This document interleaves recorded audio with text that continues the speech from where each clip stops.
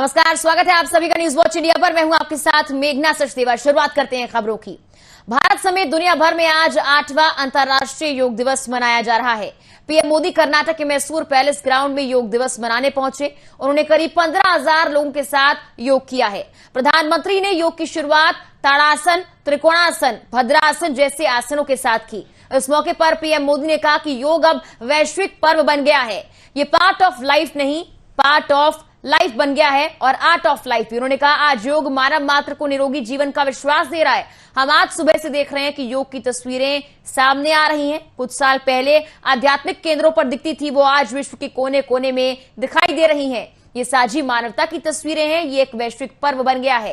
ये किसी एक व्यक्ति के लिए नहीं, संपूर्ण मानवता के लिए है। इसलिए इस बार की थीम है योगा फॉर ह्यूमैनिटी। तो 8वां अंतर्राष्ट्रीय योग दिवस प्रधानमंत्री नरेंद्र मोदी ने मैसूर में मनाया है। तस्वीरें आप देखिए। इस दौरान प्रधानमंत्री ने कहा कि अब तक आध्यात्मिक केंद्रों से ही ये तस्वीरें सामने आती थी, लेकिन आज देश के कोने कोने से योग की तस्वीरें सामने आ रही हैं। मैं कर्नाटक की सांस्कृतिक राजधानी, अध्यात्म और योग की धरती मैसूरू को प्रणाम करता हूं। मैसूरू जैसे भारत के आध्यात्मिक केंद्रों ने जिस योग ऊर्जा को सदियों से पोषित किया, आज वो योग ऊर्जा विश्व स्वास्थ्य को दिशा दे रही है। आज योग वैश्विक सहयोग का पारस्परिक आधार बन रहा है। आज योग मानव मात्र को निरोग जीवन का विश्वास दे रहा है। कुछ वर्ष पहले केवल घरों में, आध्यात्मिक केंद्रों में दिखती थी, वो आज विश्व के कोने कोने से आ रही है। ये तस्वीरें आत्मिक बोध के विस्तार की तस्वीरें हैं। ये तस्वीरें एक सहज, स्वाभाविक और साझी मानवीय चेतना की तस्वीरें। महाराष्ट्र की उद्धव ठाकरे सरकार पर संकट गहरा गया है। मिली जानकारी के मुताबिक राज्य के कद्दावर मंत्री एकनाथ शिंदे 12 विधायकों के साथ गुजरात चले गए हैं। ये संख्या अभी और ज्यादा बढ़ सकती है। सूत्रों के मुताबिक शिवसेना में लगातार हो रही उपेक्षा से वो नाराज चल रहे थे। आपको बता दें, बीते शाम शिंदे उद्धव का फोन भी नहीं उठा रहे थे। 288 विधानसभा वाली महाराष्ट्र सरकार में उद्धव सरकार को 8 निर्दलीय विधायकों समेत 169 विधायकों का समर्थन प्राप्त है। लेकिन अब विकास आघाड़ी की सरकार संकट में है। एकनाथ शिंदे कई विधायकों के साथ गुजरात में है, उनसे कोई कांटेक्ट नहीं हो पा रहा है और कहा जा रहा है कि जल्द ही एकनाथ शिंदे प्रेस कॉन्फ्रेंस भी कर सकते हैं। सियासी हलचल महाराष्ट्र में बढ़ गई है। शिवसेना के सीनियर नेता और मंत्री एकनाथ शिंदे कई विधायकों को लेकर गुजरात चले गए हैं।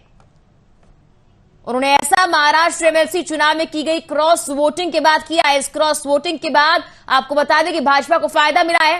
फिलहाल शिंदे के साथ कई विधायक सूरत में मौजूद है और उन विधायकों का कोई कांटेक्ट उद्धव सरकार में जो भी मंत्री हैं उनसे नहीं हो पा रहा है। अब ऐसे में सवाल यह उठता है कि क्या एकनाथ शिंदे भाजपा का दामन थामने वाले हैं। इसी बीच आपको एक और बड़ी जानकारी दे दें कि महाराष्ट्र के पूर्व मुख्यमंत्री यानी कि फडणवीस दिल्ली पहुंच गए हैं। अब यह अटकलें तेज हो गई हैं कि शिवसेना की सरकार, महागठबंधन की सरकार संकट में है। महाराष्ट्र में कुछ भी हो सकता है। आने वाले घंटे काफी मुश्किल भरे रहने वाले हैं शिवसेना के लिए। फिलहाल उद्धव ठाकरे ने मीटिंग बुलाई हुई है। कई विधायक उनके आवास पर पहुंचे हुए हैं। लगातार मीटिंग हो रही है।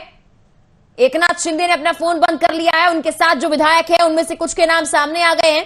इसमें तानाजी सावंत का नाम शामिल है, बालाजी कल्याणकार का नाम शामिल है, प्रकाश आनंद राव, एकनाथ शिंदे, अब्दुल सत्तार, संजय, पांडुरंग श्रीनिवास वनगा और कई ऐसे बड़े नाम हैं।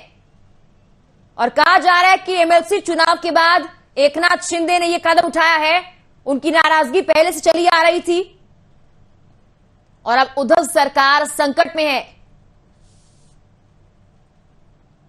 एमएलसी चुनाव में उद्धव सरकार को बड़ा झटका लगा था। उसके बाद ये बड़ा फैसला एकनाथ शिंदे ने लिया। हालांकि इसके बाद अब सवाल ये उठता है, क्या उद्धव सरकार, क्या महागठबंधन की सरकार टिक पाएगी? इसी बीच महाराष्ट्र के पूर्व मुख्यमंत्री भी दिल्ली रवाना हो चुके हैं। इससे भी अटकलें तेज हो गई कि बीजेपी इस मौके का पूरा फायदा उठाने वाली है। एमएलसी चुनाव में जो क्रॉस वोटिंग हुई है उसमें भी भाजपा को बड़ा फायदा मिला है और अब हो सकता है कि जो घटनाक्रम महाराष्ट्र में चल रहा है, एकनाथ शिंदे के फैसले से भाजपा को बड़ा फायदा हो सकता है। हालांकि कहा जा रहा है कि अब से कुछ ही देर में एकनाथ शिंदे प्रेस कॉन्फ्रेंस करेंगे और उसके बाद तस्वीर साफ हो जाएगी कि महाराष्ट्र की सियासी हलचल कितनी बड़ी है और कितनी कम हुई है। देखिए, मैं इस तरीके से देखूं कि 2019 के बाद जब इन्होंने शिवसेना ने वहां सरकार बनाई थी तो 169 विधायकों का समर्थन उसमें इनके पास था जी।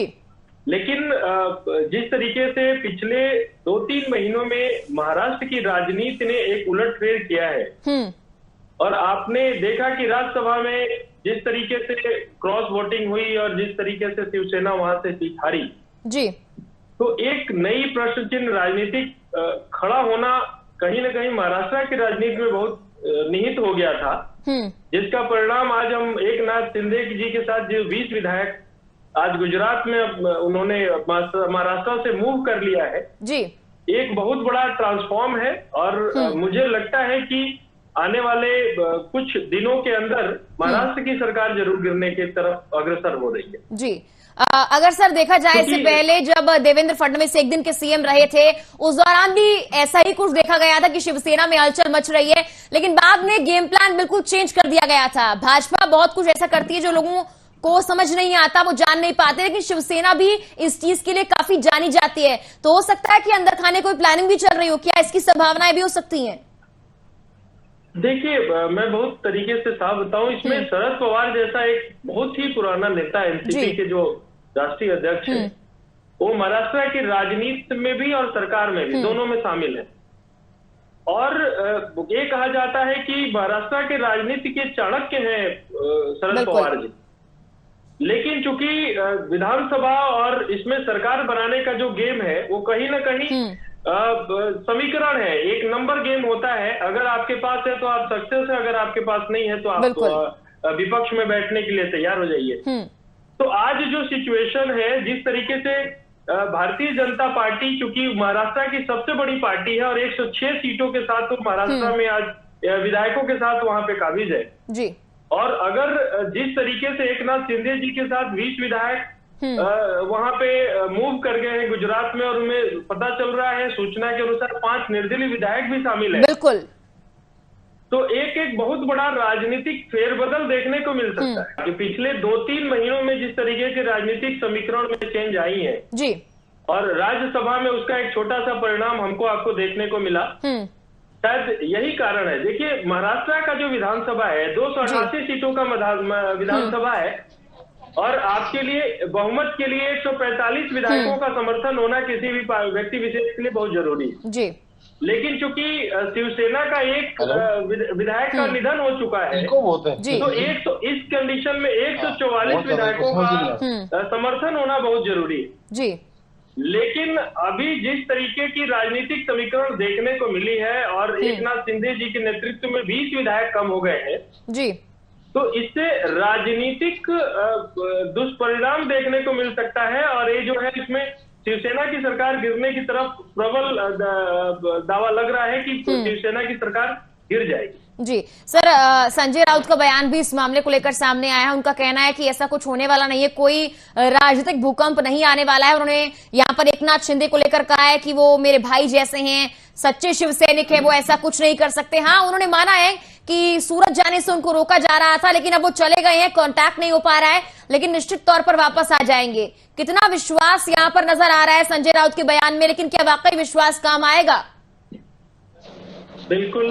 देखिए, एकनाथ शिंदे जी का मोबाइल ऑफ है जैसी सूचना मिल रही है जी, और उनके अन्य विधायकों के भी मोबाइल ऑफ हैं। तो आप किस तरीके से कनेक्ट करने की कोशिश करेंगे? देखिए, एक बहुत ही सोची समझी और एक रणनीतिक तरीके से काम हुए हैं बिल्कुल, और एक व्यक्ति का लगातार इस तरीके से कोऑर्डिनेशन और कहीं ना कहीं सामंजस्यता की कमी शिवसेना के नेतृत्व में देखने को मिला है जी। और एक परिवार बाद की जो कुछ दिनों से एक परिवारवाद की जो स्थिति राजनीति में देखने को मिली है, इसका ही ये दुष्परिणाम है। और मुझे लगता है कि शिवसेना अपनी सरकार महाराष्ट्र में अब बचाने के काबिल नहीं रह पाएगी।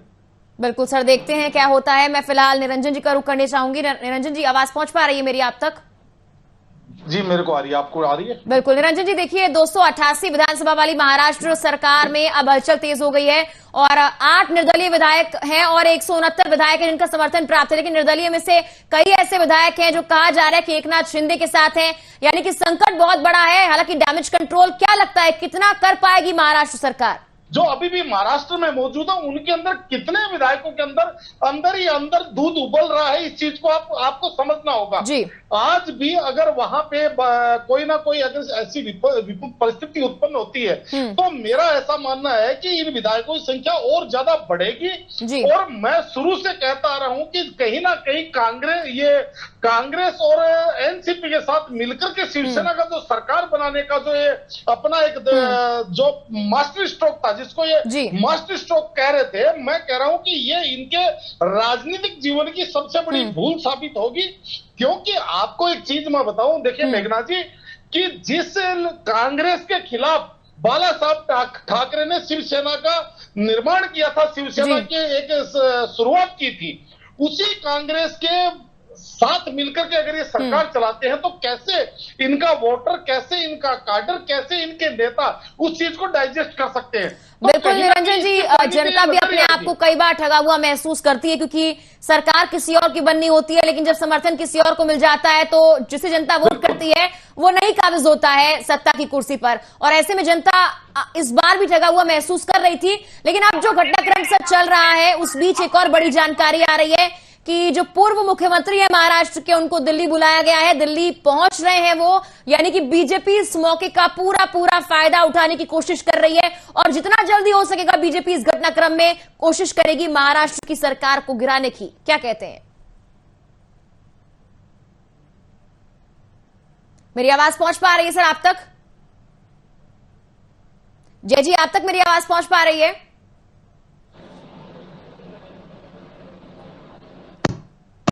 जी जय जी, आप तक मेरी आवाज पहुंच पा रही है? जी बिल्कुल। मेरे से पूछ रहे हैं आप? मैं जय जी का रुख करती हूँ फिलहाल। जय जी, देखिए आपसे भी यही सवाल है कि अब तक तो लग रहा था कि नाराजगी है थोड़ी सी दूर हो जाएगी, लेकिन अब ये नाराजगी बढ़ती हुई नजर आ रही है। इस बीच जो पूर्व मुख्यमंत्री है महाराष्ट्र के, उनको दिल्ली बुला लिया गया, यानी कि भाजपा बहुत तेजी के साथ कोशिश कर रही है कि इस मौके का पूरा फायदा उठाया जाए। जय जी, देखिए मैं ऐसे साफ करूं कि 2019 में जिस तरीके से भारतीय जनता पार्टी ने एक समीकरण के साथ सुबह 5 बजे उनके जो पूर्व मुख्यमंत्री आदरणीय फडणवीस जी थे उन्होंने शपथ लिया था जी, तो भी एक समीकरण था। निरंजन जी, देखिए अभी जो बहुमत का आंकड़ा है वो अब छूती हुई शिवसेना नजर नहीं आ रही है, महागठबंधन की ये सरकार नजर नहीं आ रही क्योंकि काफी विधायक है कांटेक्ट में नहीं है। हो सकता है संख्या अभी आगे बढ़े भी, लेकिन हमने कई बार देखा पिछले कई सालों में, पहले भी शरद पवार की गेम प्लानिंग काफी स्ट्रांग रहती है और जब जब महागठबंधन में फूट की खबरें आई हैं, शरद पवार ने कुछ ना कुछ ऐसी चाल चली है, कुछ ना कुछ ऐसा गेम प्लान किया है कि मामला बिल्कुल शांत हो गया है। तो इस बार क्या लगता है कि शरद पवार का गेम प्लान काम आएगा या बीजेपी इस बार वाकई आपदा में अवसर खोज लेगी? देखिए मेघना, मैं बताना चाहूंगा आपको कि भारतीय जनता पार्टी का जो वर्तमान नेतृत्व है और जिस तरीके से ये नेतृत्व पिछले 10 सालों के अंदर भारतीय जनता पार्टी ने अपने आप की राजनीति में जो परिवर्तन किया है, ये बहुत बड़ा आमूलचूल परिवर्तन। पहले भारतीय जनता पार्टी को बोला जाता था पार्टी विद डिफरेंस, लेकिन अब जिस तरीके से वर्तमान परिस्थितियों को देख करके भारतीय जनता पार्टी अपनी राजनीतिक गोटियां बिछाती है और येन केन प्रकरण कहीं ना कहीं भारतीय जनता पार्टी ये चाहती है, समझती है कि भाई जो सत्ता है वो ही सर्वसत्य है। और इसी चीज को देख करके आपने देखा होगा मध्य प्रदेश के अंदर भारतीय जनता पार्टी ने खेला कर दिया था, उसके बाद में राजस्थान में करने का प्रयास किया था, लेकिन वहां पे विफलता मिली।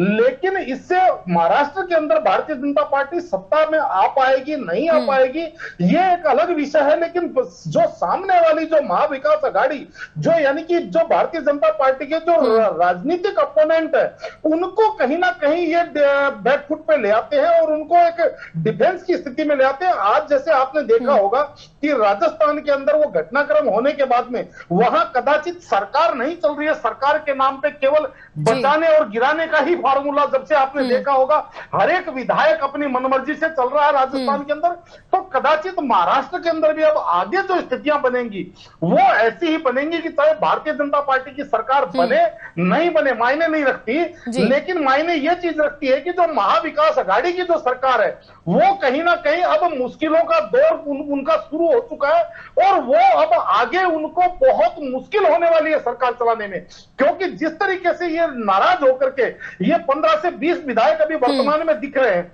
जैसे तैसे करके इनको मनाया जाएगा तो दूसरे 10-5 विधायक असंतुष्ट हो जाएंगे। अब ये सबको संतुष्ट करते करते आप ये मान के चलिए मेघना जी कि अब इनकी आगे सरकार नहीं चलने वाली और इसी चीज को लेकर के जनता के अंदर एक समझ लीजिए एक नकारात्मकता जाती है और इसका जो राजनीतिक लाभ है कहीं ना कहीं भारतीय जनता पार्टी को अगले चुनाव में निश्चित रूप से मिलेगा, क्योंकि कार्य नहीं होते हैं, केवल सरकार बचाने और सरकार गिराने के खेल जब शुरू हो जाते हैं तो वहां पे जनता के बीच में ना कोई विकास होता है, ना कोई सुशासन होता है, ना कुछ और होता है। तो इसके अंदर में कहीं ना कहीं भारतीय जनता पार्टी मेरे हिसाब से कामयाब रही है अपनी राजनीति में। बिल्कुल निरंजन जी, इस पूरे घटनाक्रम से एक चीज बहुत साफ है कि जो राजनीतिक महत्वाकांक्षा होती है उसको पूरा करने में ही फिलहाल महागठबंधन का वक्त निकलता जा रहा है और ऐसे में जो विकास कार्य होने चाहिए थे महाराष्ट्र में वो विकास कार्य अब तक नहीं हो पाए हैं और ऐसे ही अगर चलता रहा तो आगे भी नहीं हो पाएंगे। संजय राउत ने महाराष्ट्र के बाद राजस्थान और मध्य प्रदेश का जिक्र भी किया, हालांकि उन्होंने कहा कि ऐसा कुछ होने वाला नहीं, लेकिन बयान कितना सक्सेसफुल हो पाएगा अब से कुछ देर बाद एकनाथ शिंदे प्रेस कॉन्फ्रेंस करने वाले हैं और ऐसा लगता है कि उनकी नाराजगी खुलकर इस प्रेस कॉन्फ्रेंस के जरिए सामने आएगी। अब तक फोन ना उठाने का क्या कारण रहा वो भी सामने आ जाएगा, लेकिन एमएलसी चुनाव के बाद एकनाथ शिंदे ने ये बड़ा फैसला लिया है। क्या लगता है कि एमएलसी चुनाव के दौरान जो क्रॉस वोटिंग हुई क्या उसके मायने रहे, क्या पहले से पूरी प्लानिंग की जा रही थी? इसके अंदर निश्चित रूप से ये जो राजनीतिक अंदरूनी रूप से ये कहीं ना कहीं पानी के अंदर गर्मी थी जो अब उबाल मारने लग गया। एमएलसी चुनाव इसका एक बहाना बन गया और आज आपको ये मैं बता दूं कि पूरे भारत के अंदर आपने देखा होगा कि भारतीय जनता पार्टी को छोड़ करके कहीं ना कहीं तमाम जो विपक्षी पार्टियां उनके अंदर एक भविष्य के प्रति एक हर एक नेता को एक इनसिक्योरिटी महसूस हो रही है। इसी चीज को देखेंगे तो आप कांग्रेस के कितने नेता कितने बड़े बड़े लीडर पंजाब से मध्य प्रदेश से या अन्य प्रदेशों से भारतीय जनता पार्टी में शामिल हो रहे हैं और इसी चीज को देख करके आज आपको मैं बता दूं ये जैसे आपने देखा होगा गुजरात के अंदर हार्दिक पटेल जो एक कट्टर विरोधी हुआ करते थे नरेंद्र मोदी और अमित शाह जी के, वो आज भारतीय जनता पार्टी में शामिल होकर के गुणगान कर रहे हैं, क्योंकि अब लोगों को जो अपना राजनीतिक भविष्य भारतीय जनता पार्टी के साथ लग रहा है, सबको यह महसूस हो रहा है कि जो आज एक राजनीति का डिस्कोर्स बदल चुका है। मेघना एक बात और बताना चाहता हूं, 90 के दशक से पहले एक राजनीति का डिस्कोर्स हुआ करता था कांग्रेस अगेंस्ट ऑल, यानी कि कांग्रेस के खिलाफ सारे के सारे लोग, और आज वो राजनीतिक परिदृश्य बिल्कुल बदल गया है। आज बीजेपी अगेंस्ट ऑल हो गया है। तो जब कांग्रेस अगेंस्ट ऑल थे तो चाहे 77 के अंदर 77 के अंदर चाहे सरकार कांग्रेस की गई, लेकिन 2 साल से ज्यादा वो सरकार जो विपक्ष की है वो सरकार टिक नहीं पाई, क्योंकि उनके बीच में कहीं का रोड़ा भानुमति ने कुनबा जोड़ा के आधार के ऊपर वो सरकार बनी थी। उसके बाद में देखा होगा 89 के अंदर वीपी सिंह के नेतृत्व के अंदर अपोजिशन की सरकार बनी, उसकी भी उम्र 2-2.5 साल थी और 2-2.5 साल के अंदर देश ने 5 प्रधानमंत्री देखे।